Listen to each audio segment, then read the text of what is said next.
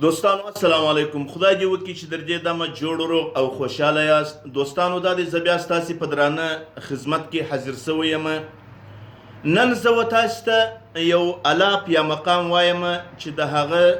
شاعر دی مرحوم مولوي عبدالعزیز صاحب، او د هغه وروسته بیا یو غزل در سره شیر کوم چې د هغې غزلي شاعر چې دی عبدالغني وفاجان دی، ځوان شاعر دی. دوستانو که تاسې غواړئ زما غزلي الاپونه او شعرونه د ناولدو شاعرانو، سپینږیري شاعران، تکړه شاعران او ځوانان شاعران، دوستانو زما د یوټیوب چینل ته ورسئ. هلته به تاسې ووهئ چې پښتو غزلي. په پښتو غزلو کې به بیا هر وخت و تاسو ته زما غزلي میلاویږي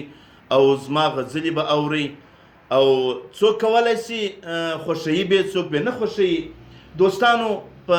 یوټیوب چینل ته چې ورلاست بیا به زما دغه چینل در سره سبسکرایب کړئ، او بیا چې هغه کوم د ګنټۍ نښان راځي دوستانو، و هغه ګنټۍ ته به تاسې برای مهرباني و کرم یو د ګوتې اشاره هم ورکوئ. اوس به زه تاسو ته یو الاپ وایم چې د هغه شاعر دی عبدالعزیز مرحوم. نن دې بیا زما پر زړه کښې شوی داغه،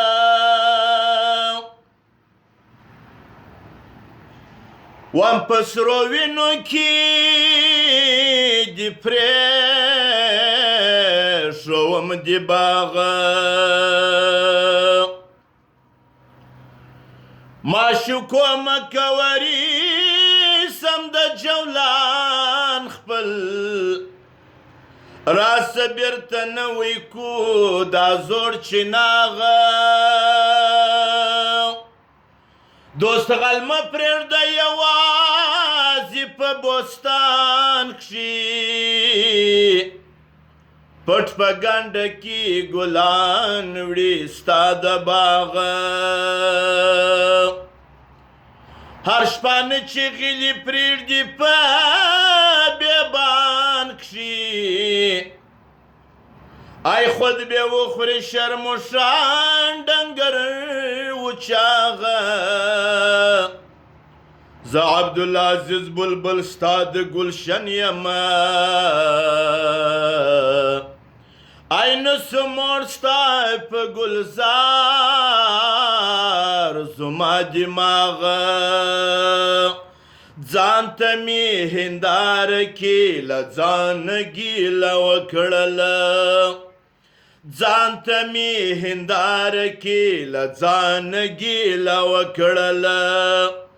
ګټې ته مې پټ پټ له تاوانه ګیله وکړله، ګټې ته مې پټ پټ له تاوانه ګیله وکړله، ځان ته مې هنداره کې له ځانه ګیله وکړله، ځان ته مې هنداره کې له ځانه ګیله وکړله. تا خو پېژندمه تا نو ولې لاس کړل کاڼې ته،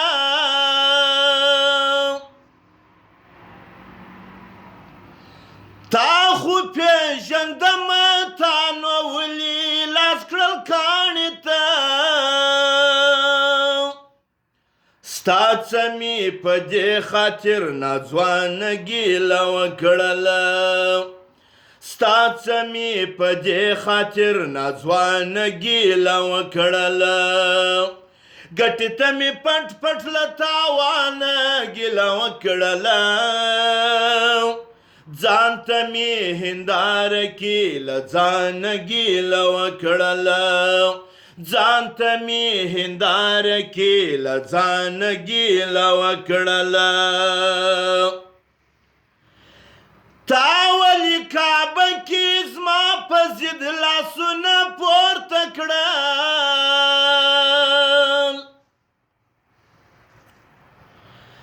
تا ولې کعبه کې زما په ضد لاسونه پورته کړل،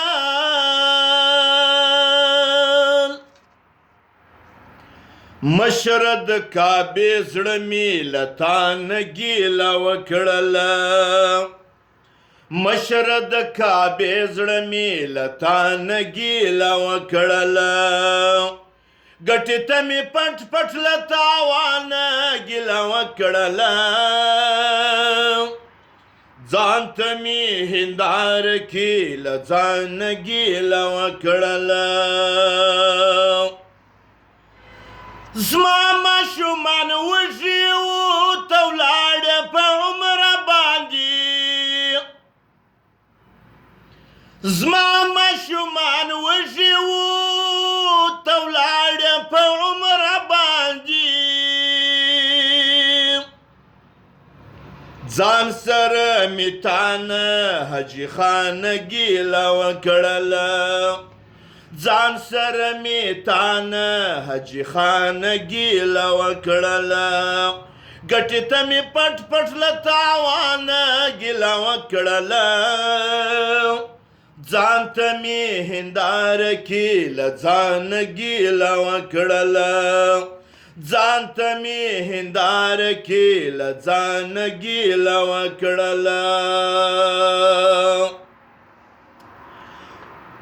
خوار عبدالغني وم څوک مې هېڅ په درد خبر نه کړل